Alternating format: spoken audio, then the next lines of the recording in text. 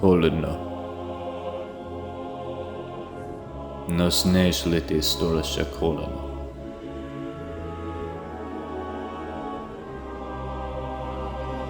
Pepsi.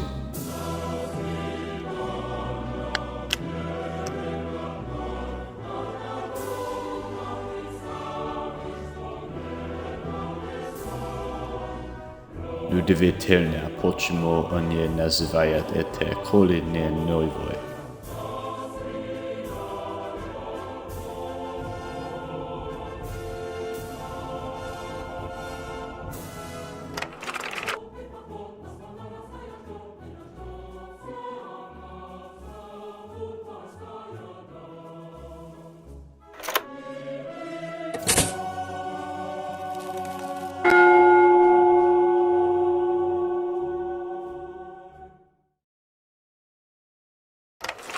For 6 weeks, from July 25th to September 4th, 1959, at Sokolniki Park in Moscow, an exhibit and diplomatic trade show was constructed to show off iconic American franchises, art, fashion, cars, etc., all in a way to make Russians envy America. In attendance at this expedition was one very key man, but at the time he was just a regular salesman of the Pepsi-Cola International Division. This is Donald Kendall. The self-proclaimed farm boy and the former World War II Navy sailor now sees an incredible opportunity in front of him. He knows that Soviet Russia's Premier Nikita Khrushchev will be in attendance along with Vice President Richard Nixon. The night before the embassy, Kendall tells Nixon, who he had already been close with, that he wishes to get a bottle of Pepsi into Khrushchev's hands. He was already in a lot of trouble at home because people thought that he was wasting Pepsi's money coming to communist Russia. But he was hoping it would all work out in the end, as in the plan consisted of getting Khrushchev hooked on Pepsi and he would become an American seller in the USSR. Nixon looks at Kendall and agrees, and now a ruse shall be planned. Constantly during the exhibition, Nixon and Khrushchev both debated on capitalism versus communism at each booth. Famously, the what is known now as the kitchen debate was spurred here.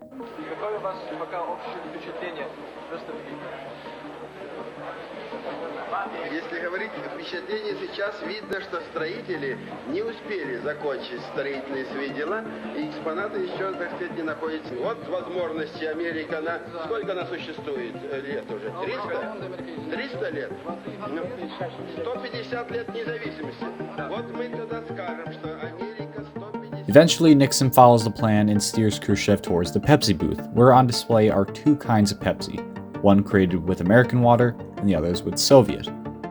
Khrushchev tasted both of them, but of course declared that the Pepsi with the Soviet water was the more refreshing beverage. Khrushchev was in. And a smiling and successful Kendall pours another cup.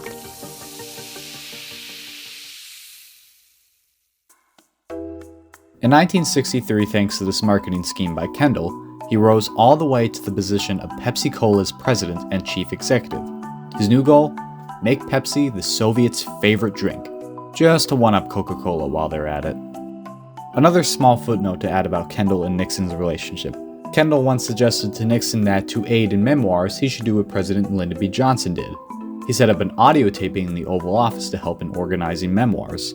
Nixon followed this advice, but later incriminating conversations were recorded in the Oval Office, resulting in what we know now as the Watergate scandal.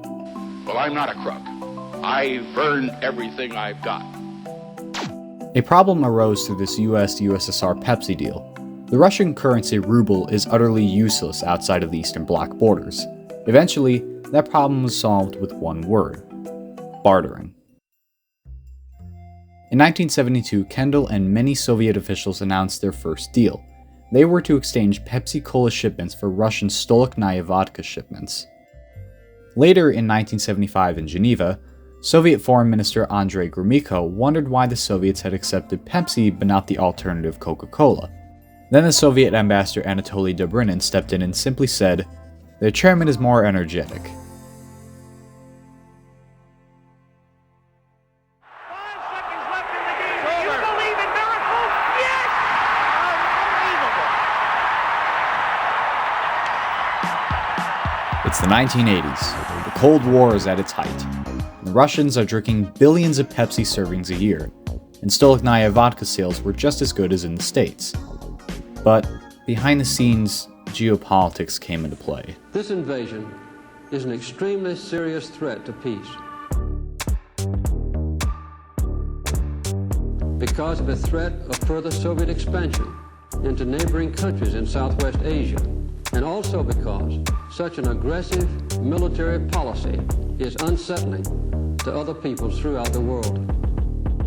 On Christmas Eve 1979, the Soviets invaded Afghanistan, starting their 9-year-long guerrilla proxy war, in the end being known as the Soviet Union's Vietnam War, as they began to withdraw in 1987 due to economic complications. And because of this initial invasion, the United States boycotted Soviet products including Stolichnaya vodka, and thus sales plummeted. But Donald Kendall still had his sights on free trade. He wanted to remain on top. It was even joked that he would quote-unquote sell the country for a contract, end quote. Slowly throughout the 1980s and early 90s, major American corporations such as McDonald's, Pizza Hut, and even Baskin-Robbins had slowly begun a process of introducing their corporations into the USSR. General Secretary Gorbachev, if you seek peace, if you seek prosperity for the Soviet Union and Eastern Europe, if you seek liberalization, come here to this gate. Mr. Gorbachev, open this gate.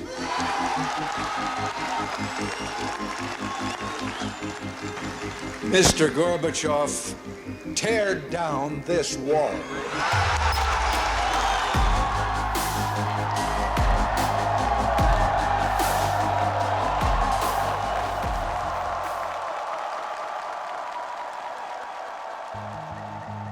It's a calm Saturday afternoon on September 16, 1989 in Houston, Texas.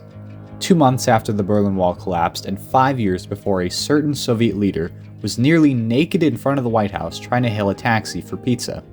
That same certain Soviet leader was visiting NASA at the Johnson Space Center. After that, he paid a visit to a grocery store. That Soviet leader was Boris Yeltsin. The manager of the Houston grocery store Randall's, Paul Yurga, had got a call that Boris was unexpectedly coming to the store in 10 to 15 minutes. Once he arrived, he roamed the aisles admiring the display of goods and produce.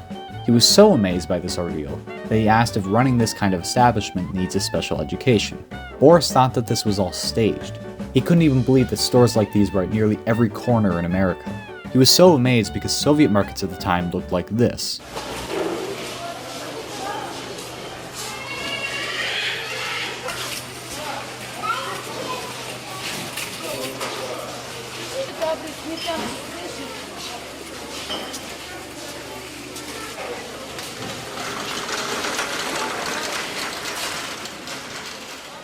Now, how does this supermarket occurrence make sense into the story?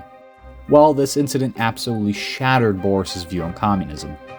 Not only that, but throughout the 1980s, President Ronald Reagan was consistently cracking down on communism, having made major moves during the Nuclear Freeze campaign, which was to reduce nuclear weapons.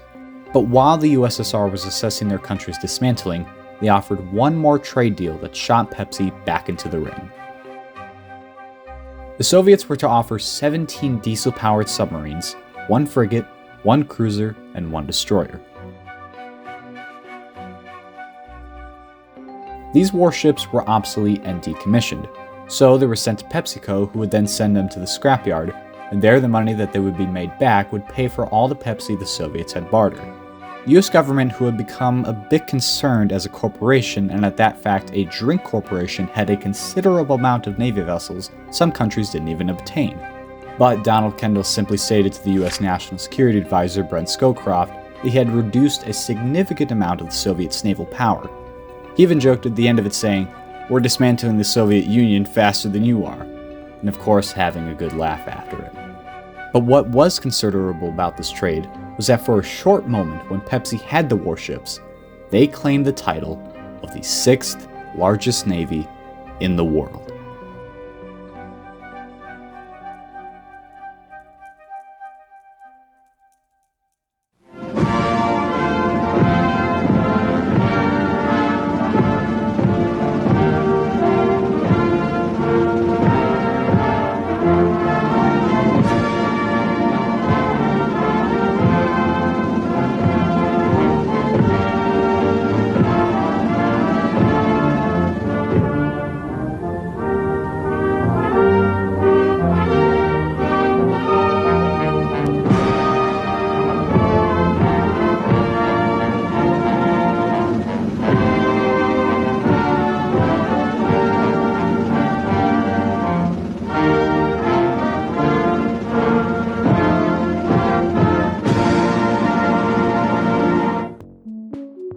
As the years passed and the Soviet Union fell after a 69-year reign, Donald Kendall simply said, the Soviet Union had gone out of business. And Pepsi was trying their hardest now to deal with 15 different nations after the dismantling in 1991. But there's still a question that remains in my head. Is it actually possible that Pepsi had the 6th largest navy when they obtained the warships? Or is it just a myth? To start by going down the rabbit hole of this question, we have to ask ourselves, how do you measure a navy? Let's assume first that we are measuring Pepsi's fleet by their sheer amount of ships, which was 20. Thinking about common sense, how does the number 20 outrank numerous other countries in terms of naval strength? When, in the United States' case alone, in 1989, the same time this trade deal would take place, the US had a total of 577 ships, but only 428 actually active. But you can see how it's a dumb metric that you can base your navy on. I could say that I have 50 warships, but they could all also be the size of a toy ship. When conducting research for this video, I found a New York Times article dated April 9, 1990. There, in black and white, the article reads, "Under the New Deal, the Soviet Union will trade at least 10 tankers and freighters, ranging in size from 28,600 tons to 65,000 tons, with a total value of more than $300 million. Not once in this article are warships mentioned, but instead it's just this small section. This is also backed up by a Washington Post article released the very next day after this one. This article stating, "The Soviet Union will build at least 10 ships, mostly oil tankers, in the 25,000 to 65,000 metric ton range, to help finance the estimated $1 billion that PepsiCo plans to invest in the project.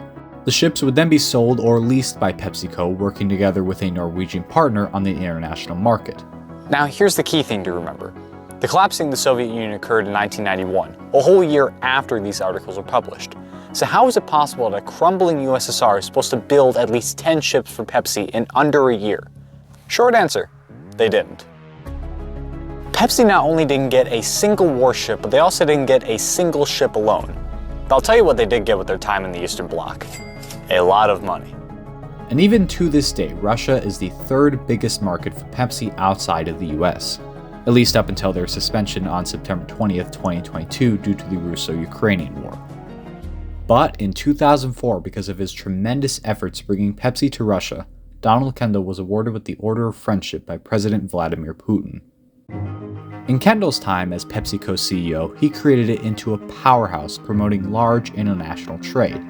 Under his watch, the company's annual revenue grew from $200 million to $7.6 billion.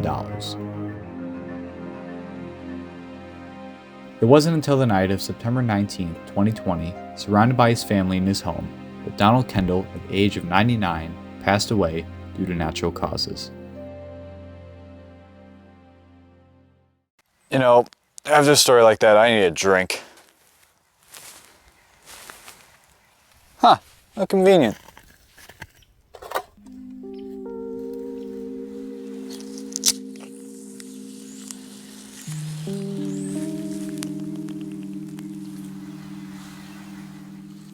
You know, no wonder why they call it the Cold War. But then again, what do I know? I'm just a piece of toast on the internet.